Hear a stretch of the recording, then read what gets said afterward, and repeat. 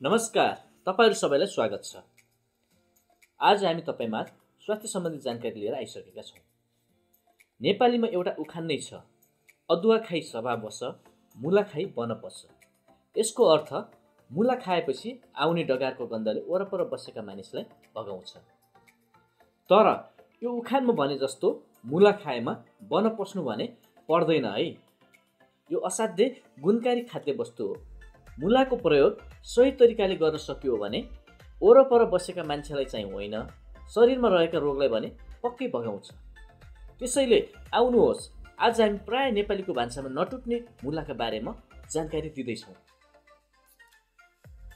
यदि तपाईले हाम्रो च्यानल सब्स्क्राइब गर्नुभएको छैन भने स्वास्थ्य सम्बन्धी जानकारीका लागि आजै सब्स्क्राइब गरिहाल्नुहोस् है।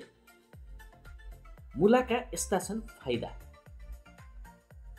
मुला पाइल्स रोग निको पार्ने उत्तम घरेलु औषधि मध्ये एक हो। यसको नियमित सेवनले पाइल्सबाट राहत मिल्छ। पाइल्स रोगीले काँचो मुला सेवन गर्नु उपयुक्त हुन्छ। यसले उच्च रक्तचाप भएका व्यक्तिलाई फाइदा पुर्याउँछ। मुलामा पाइने पोटासियमले शरीरमा सोडियम पोटासियम लवणको सन्तुलन राख्ने काम गर्छ।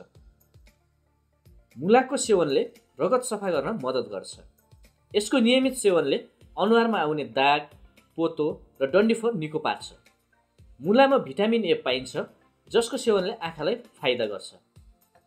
यस्तै नियमित रूपमा मुलाको रसको सेवन गर्दा पिसाबको सङ्क्रमण निको हुन्छ। मुलाको सेवनले रगतमा ग्लुकोजको मात्रा नियन्त्रित गर्छ, जसले मधुमेहको जोखिम कम गर्छ।